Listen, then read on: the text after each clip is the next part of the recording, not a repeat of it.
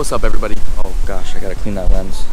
Alright, what is going on, guys? Hope you guys are having a better day than I am. I am just running into mad problems with the G35 right now. Well, pretty much what I'm doing right now,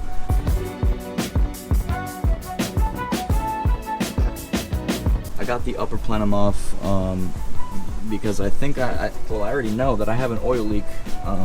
It's actually leaking down from my transmission bell housing.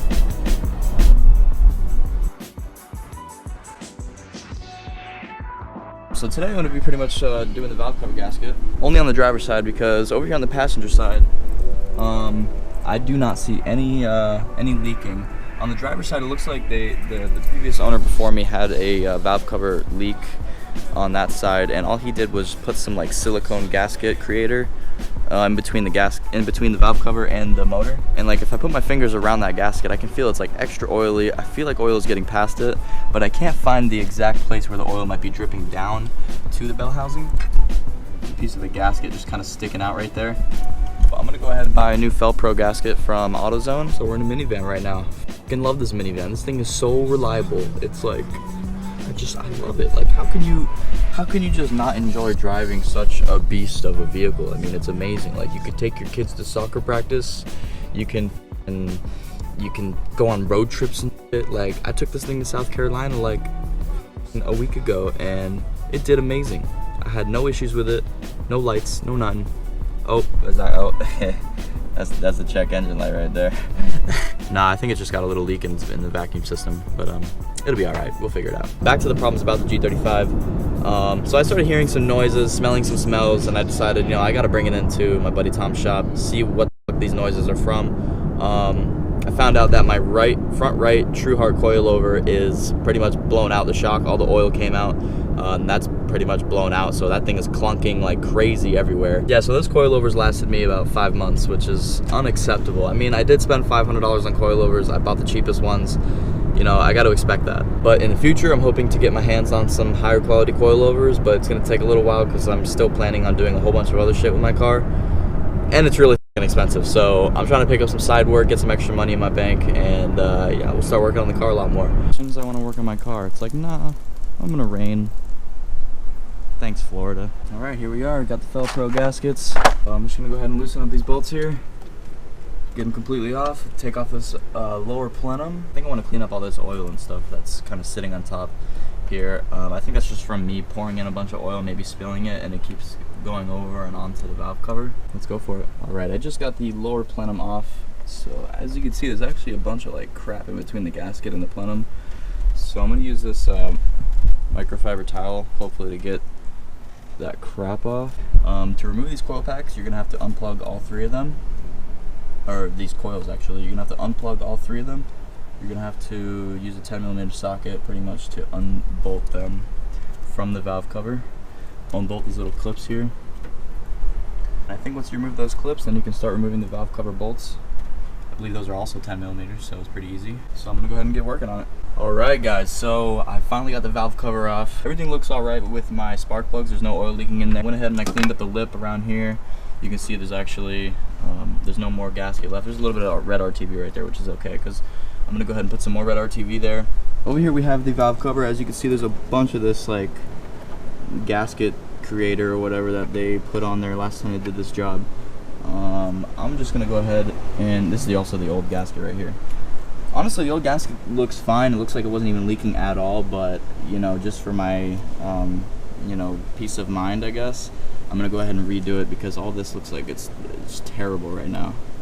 It doesn't look like it's been sealing. It was coming out of the edges. I'm gonna go ahead and use throttle body air intake cleaner. Same thing as brake clean. I'm gonna spray it all along the line here, get it all cleaned up, and we'll put it back together. These are the gaskets that look fine. They actually look new, so I'm gonna keep these. They've been doing a great job at keeping the oil out of the spark plugs, so no need to change those. So I'm gonna clean it up, and I'll show you guys after. So I just sprayed down the valve cover with a bunch of water. First with the throttle body cleaner, and then with a bunch of water. So now I'm just gotta let it dry, absolutely dry, 100% before I go ahead and put it back on, because water mixed with oil is not a good thing. So after it's all dry, I'm going to put some dabs of RTV inside of a few cracks in here. This way I can get the gasket to stay in the valve cover when I go ahead and put the valve cover back on. First, we're just going to let it dry, and then I'll go ahead and get to those RTV dabs. I went ahead and I just sprayed this with some throttle body cleaner, air intake cleaner, to get all that crappy oil and all that gunk off of there. It's doing a pretty good job too, just from spraying it. And I have like no more left, so whatever. Go ahead and start wiping it down, see what it looks like. Well, it's not the best, but it looks a whole lot better. I was able to find another can dug up out of the rust bucket that I had back there. Actually had a little bit of brake cleaner left, so I got the rest of it off. Looks a lot better. I'm gonna go ahead and start putting everything back together now. Let me go get the valve cover and we'll do it. So I got my nice ugly bead of RTV here, just on this side of the valve cover. I don't really need it anywhere else. I put it in between these little edges here to hold on this gasket while I flip over the valve cover and put it on. So let's see, this is actually the hardest part here, actually trying to get the valve cover on there, especially with this harness in the way. So that's gonna be a pain in the ass, but I'm gonna go ahead and do it. I don't really know where to put the camera. Maybe I can put the camera somewhere for you guys. There you go, that works.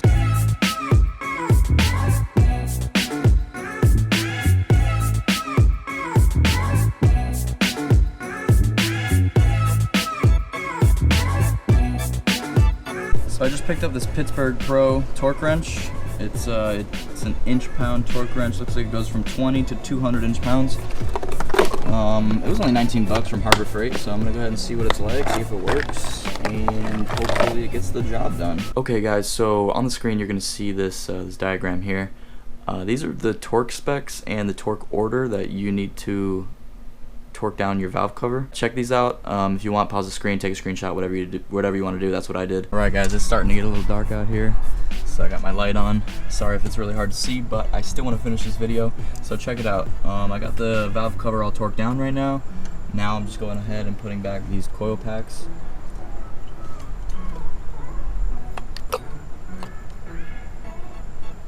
Putting the coil packs back in, making sure I got the right bolts on there. So I'm gonna go ahead and put all three of the coil packs back on, plug in the harness, plug in these brackets right here, bolt them back on, and then I'm gonna go ahead and put on the upper plenum, lower and upper plenum, connect all the hoses, and see if she runs. What I really want to do is go out to the do-it-yourself car wash and give the bell housing where the transmission is leaking. It looks like it's the rear main seal. I'm really starting to think that it's the rear main seal because I didn't see any leaks, mainly from the valve cover. I probably would have had to do this valve cover job eventually, but right now I'm starting to lean more towards the rear main seal, so that would be a bitch to do, but hey, it's another video for you guys, more content, and we'll get that rear main seal done. But as for now, I'm gonna go ahead and bring it to, maybe tomorrow I'm gonna bring it to the do-it-yourself car wash, spray it down there, see if it's still leaking, and if it is, then you guys already know what time it is. So I'm gonna put everything back together and we'll see if she runs good. Alright guys, I got the plenum all back together. I got all the hoses connecting to it. This coolant hose to the upper plenum, this vacuum hose to the valve cover. Come around on this side. I have a PCV delete, pretty much like a vacuum line delete to the upper plenum so that no oil goes there. I'll explain that in my catch can video as soon as I get to that. I got this other vacuum hose plugged in on this side.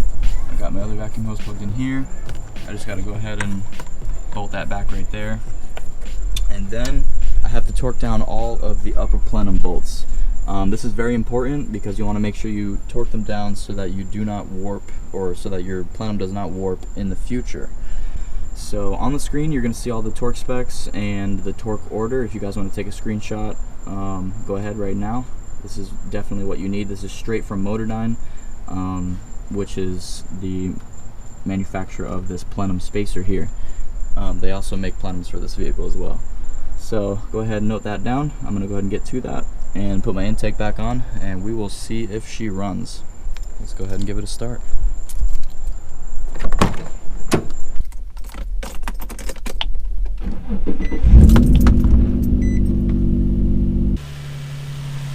Nothing is leaking. Alright guys, so stay tuned for the next video. I'm going to show you guys about that the vented cash can to save you guys about 80% on your burning oil. And I also have something back here that I want to hint to you guys. Oh shit. Stay tuned, boys.